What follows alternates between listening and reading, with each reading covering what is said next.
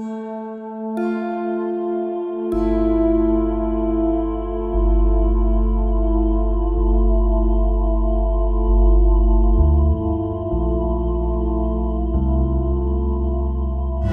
negara melakukan wajib militer. Indonesia ini nggak ada wajib militer. Ya, kayak pemudanya itu cengeng. Ya, itu mercon kan sudah dinyalakan, tapi ada sebagian yang tidak meledak. Nah, anak-anak itu tuh ngolek gitu loh, ngambili. Nah, ketika ngambili dia nggak sadar, ternyata pas di tangan meledak der gitu. Ada yang hilang 2 gini sampai sekarang. Jadi cacat sampai sekarang. Nah, di Melangi itu hanya membuat kemudian membunyikan mercon itu. Nah, tidak sebenarnya kalau ada kemudian yang menjual mercon keluar itu di luar tradisi. Karena tradisi mercon di Melangi itu untuk tradisi, bukan untuk bisnis.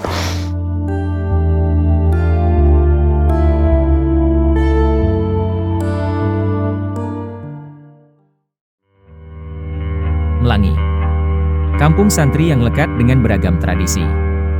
Terletak di sebelah barat Yogyakarta, tepatnya di Kecamatan Gamping, Kabupaten Sleman. Pro dan kontra tentang petasan telah menjadi topik perdebatan yang hangat.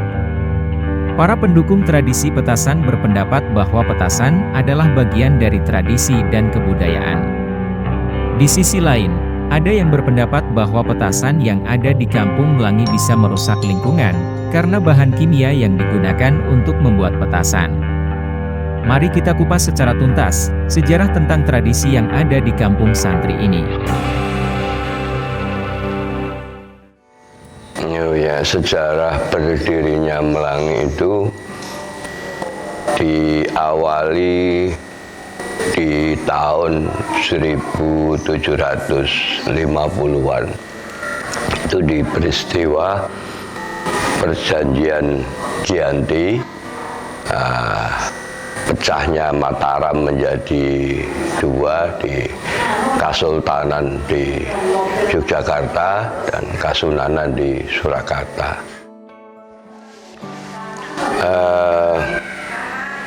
Beliau Mbah Yai Nur Iman sebagai putra dari Amangkurat IV yang kemudian babat awal mendirikan kampung Melangi. Kemudian kalau babatnya beliau kita tidak punya catatan secara pasti, cuma dari data-data atau dari kabar yang kita kumpulkan, data-data yang kita kumpulkan dari semua sumber yang ada itu hanya perkiraan bulan.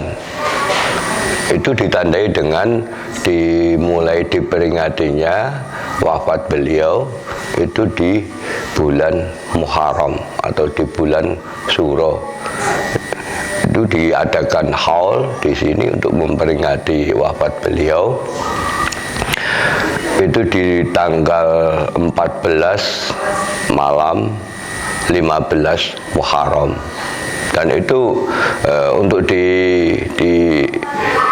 dalam upacara haul itu sendiri ada ajarannya, itu ada. Kita memperingati orang yang sudah wafat, kirim doa, mengingat perilaku selama hidup beliau yang baik-baik, perjuangan beliau yang baik-baik sebagai contoh bagi kita untuk melangkah ke depan, meniru apa yang dilakukan oleh beliau-beliau. Sejarah awal berdirinya Masjid Ponorogo itu di zaman pemerintahan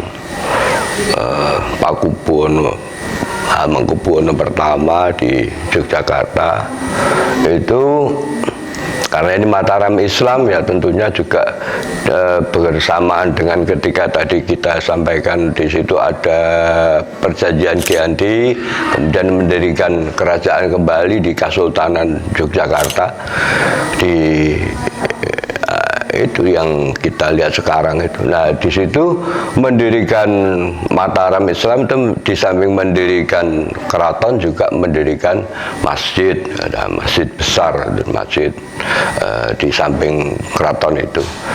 Kemudian berselang berjalannya waktu, Mbah Ki Nurman sudah berada lenggah di sini, sudah ada satu tanah perdikan di Melangi ini dengan luasan radius sekitar 1 kilometer dari titik pusatnya itu berluasan sekitar 1 kilometer. Karena dulu sejarahnya terakhir beliau bertempat di sini itu ini menjadi tanah perdikan, luasnya seluas sak kerungune adzan gitu. Ada yang versi lain sak kerungune beduk. Jadi di situ beduk ditabuh berapa jarak kedengaran itu luasan dari tanah perdikan di Melangi ini. Berdiri Masjid Patok ya inisiasinya adalah dari Mbah Ki Nur Iman, mempertimbangkan perlawanan masyarakat Jogja yang dipandegani keraton. Nah, ini untuk memperkuat perlawanan itu biar terorganisir, itu didirikan Masjid Patok Negoro. Patok itu diartikan batas, lebih banyak orang mengartikan batas, tapi kalau dalam hal ini saya lebih cenderung mengartikan patok sebagai sebuah kekuatan. Karena di situ di masjid di sini, di Masjid Patok Negoro Melangi ini dilakukan, sering sekali dilakukan untuk di Serambi itu rapat-rapat perang. Nanti kelanjutannya sampai di anak cucu ketika tahun 1825 1830 itu perang Jawa, perang yang dipokoi oleh beliau Pangeran Diponegoro. Nah, ini hampir seluruh ulama Jawa itu ikut di situ. Nah, ini fungsi masjid, didirikannya masjid itu untuk membantu ini strategi perang, langkah-langkah perlawanan terhadap Belanda. Di samping untuk mengatur strategi perang di Serambi Masjid, nah di pelatarannya itu juga untuk latihan olah kanuragan. Nah, di situ kemudian disamarkan dengan tari-tarian yang kadang orang seperti Badui, seperti Kobro Siswa yang sekarang masih berlanjut itu di daerah Sleman Utara. Itu sebenarnya tari-tarian yang disamarkan, yang sebenarnya itu adalah olah kanuragan, latihan militer. Sekarang ya ada beberapa negara melakukan wajib militer. Indonesia ini nggak ada wajib militer, ya, kayak pemudanya itu cengeng. Ya, ada wajib militer biar orang itu membentuk karakter, ya. Orang itu berkarakter, punya perwira. Kalau orang dulu satu sifat ini ya, perempuan itu malu, laki-laki itu perwira gitu loh, prawira. Itu harus punya sifat itu. Dan sekarang terbalik, wanitanya nggak punya malu, pemudanya nggak perwira gitu loh. Wah, ini itu PR penting itu.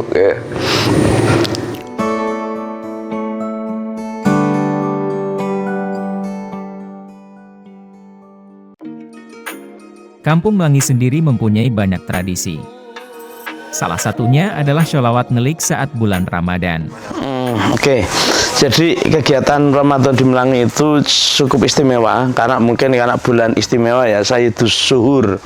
Jadi panglima para bulan gitu, sehingga menjadi momen istimewa untuk menyelenggarakan kegiatan juga. Nah, kegiatan Ramadan di Melangi itu bisa dibagi dalam beberapa hal.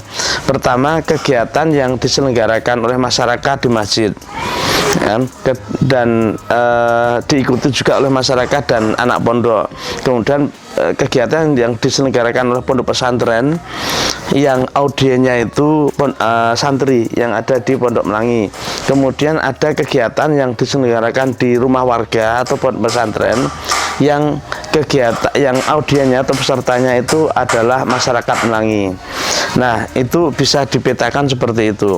Di masjid itu ada kegiatan pitulasan atau nuzul Quran, kemudian ada kegiatan selikuran, ada kegiatan songlikuran nanti, kemudian ada kegiatan besok hari raya Idul Fitri. Nah, kemudian di masjid juga ada ngaji jam 5 itu untuk santri dan masyarakat.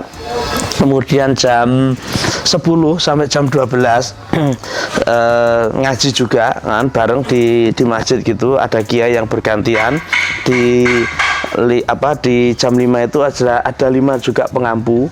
Kemudian setelah jam 12 masuk sholat tasbih bersama. Kemudian setelah tasbih bersama, nah mereka ada yang iktikaf, ada yang melanjutkan kegiatan.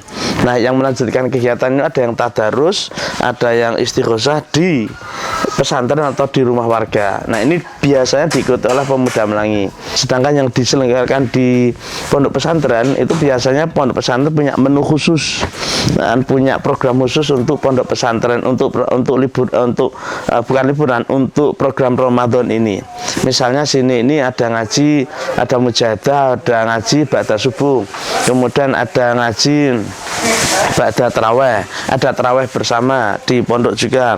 Kemudian setelah taraweh ada ngaji bersama sampai jam mungkin 11-an gitu. Tapi ada juga pondok pesantren yang itu duha itu, kemudian zuhur, ba'da zuhur atau setelah asar itu juga ada kegiatan ngaji bersama.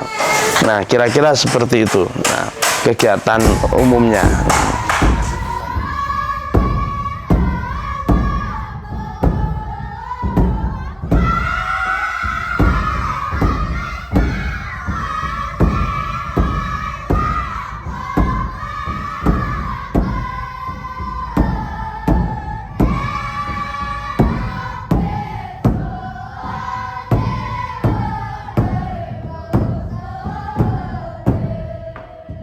Jadi sholawat itu sholawat berbahasa Arab, dilanggamkan dalam langgam Jawa, dilakukan dalam langgam Jawa. Jadi orang menyebutnya menyebutnya sebagai sholawat ngelik. Nah, ini dilantunkan pada malam nuzul Quran dari habis tarawih sampai sekitar hampir jam 12 itu oleh masyarakat setempat. Tapi sholawat ngelik juga bukan hanya khas di bulan Ramadan. Nah, kalau ada hajatan besar di masyarakat, biasanya mereka menyelenggarakannya dengan sholawat ngelik.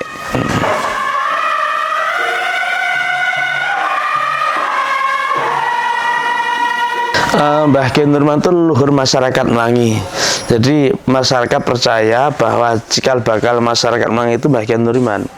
Dan karena itu antar masyarakat meskipun jauh itu punya hubungan darah. Nah, beliau lebih memilih jalan pendidikan, jalan kebudayaan sebagai arena perjuangan dan mendirikan pusat gerakannya di Melangi yang nanti juga menjadi salah satu masjid Patok Negoro. Patok Negoro yang lain itu merupakan anak cucu dari Mbah Kiai Nurman. Maka Mbah Kiai Nurman ada di sebelah barat masjid paling ujung. Itu kalau dalam hari-hari biasa selalu ada yang ziarah gitu. Sudah ada yang ziarah baik dari masyarakat maupun dari luar. Ya, tradisi di Melangi itu ada orang sejak lahir sampai meninggal ada semua tradisinya. Bahkan sampai 1000 hari itu ada tradisinya. Orang baru hamil, kemudian umur 4 bulan, umur 7 bulan, kemudian melahirkan, semua semua ada tradisinya, dan itu merupakan living tradition, tradisi yang hidup. Dan kemudian orang bisa jalan nanti menyentuh kaki menyentuh tanah, dan kemudian ada akil balik, supitan atau hitanan, itu semua ada tradisinya. Kalau kemudian dia mau menikah ada tradisinya. Kalau orang sakit juga ada pengobatan tradisionalnya di Melangi, bahkan sampai yang parah itu juga ada. Kalau meninggal dari awal sampai nanti awal 7 hari awal, kemudian dibacain doa sampai 7 hari, kemudian sampai 40 hari, kemudian sampai 1000 hari, dan kemudian setiap bulan itu ada haul namanya. Dan ketika orang yang wafat itu selalu dibacakan doa, dan sampai seterusnya, sampai sekuatnya, gitu.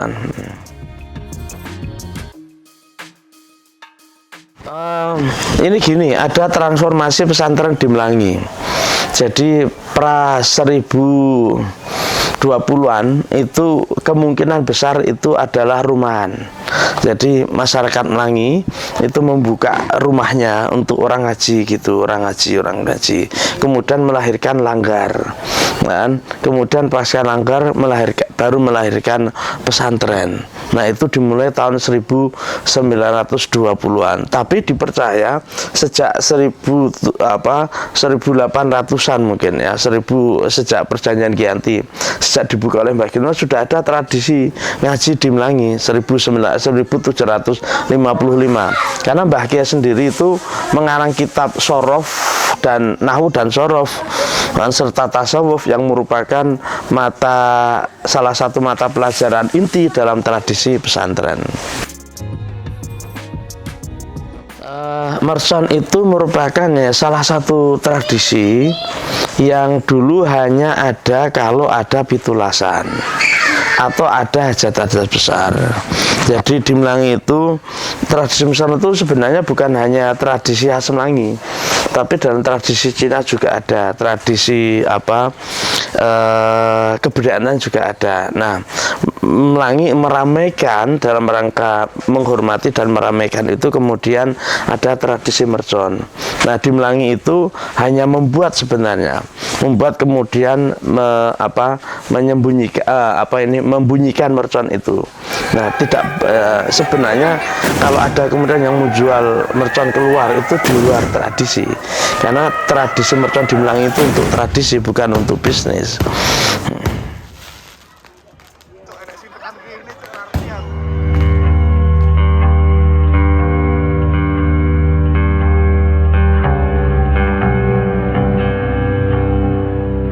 Tradisi petasan yang ada di Kampung Melangi tak luput dari pro dan kontra.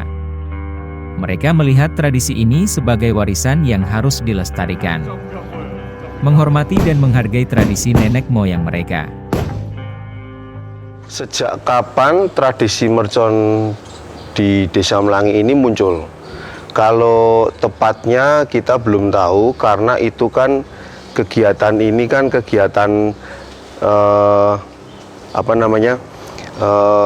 secara turun-temurun gitu, dan itu tuh kalau dulu semacam spontanitas. Jadi ndak ada terus yuk kita bikin maksudnya nggak ada terus ini harus ada pesta mercon gitu, ndak, tapi spontanitas. Mungkin waktu generasi keberapa gitu dari orang tua kita atau dari simbah kita itu bikin mercon.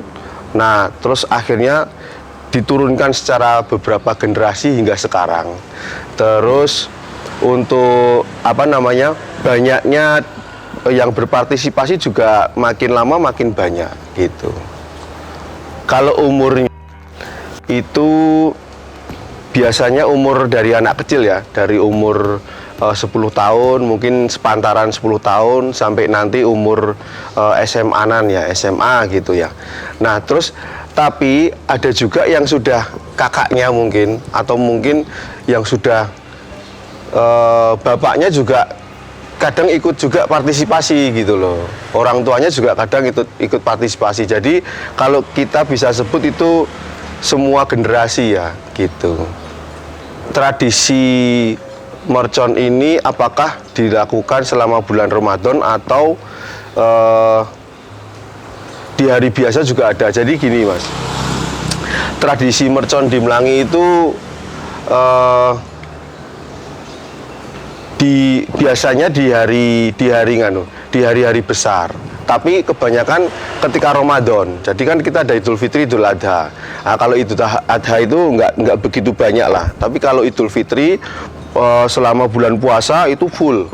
Jadi kebanyakan warga atau masyarakat itu yang terutama yang muda, yang remaja itu bikin dan apa namanya ya pada saat tertentu itu bulan Ramadan. Nah, tapi setelah selesai sholat Idul Fitri itu pasti sudah berhenti.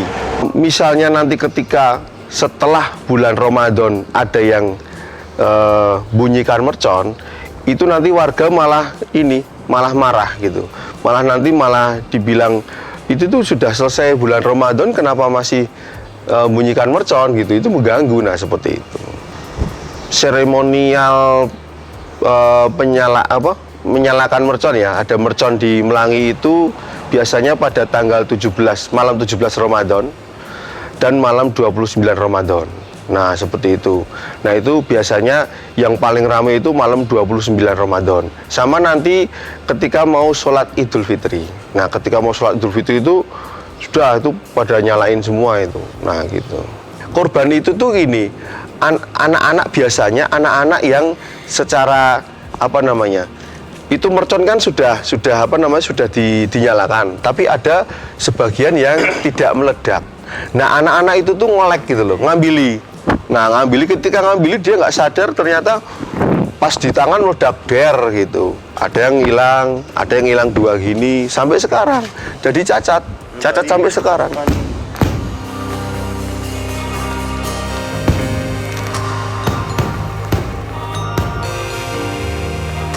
Adanya kegiatan acara nyalakan mercon di Melangi itu secara waktu-waktu itu diketahui oleh berbagai wilayah yang ada di sekitar Melangi, dan akhirnya kejadian ini mereka lihat sangat unik karena di suatu tempat ada kegiatan menyalakan mercon tapi tidak dilarang. Nah, seperti itu. Nah, akhirnya itu menyebabkan banyak dari warga sekitar atau wilayah-wilayah sekitar itu datang untuk melihat. Nah, otomatis mereka itu berdatangan itu menambah nilai ekonomi dari masyarakat. Misalnya satu di tempat di parkiran. Jadi masyarakat bisa mengelola parkir dari peserta atau yang nonton.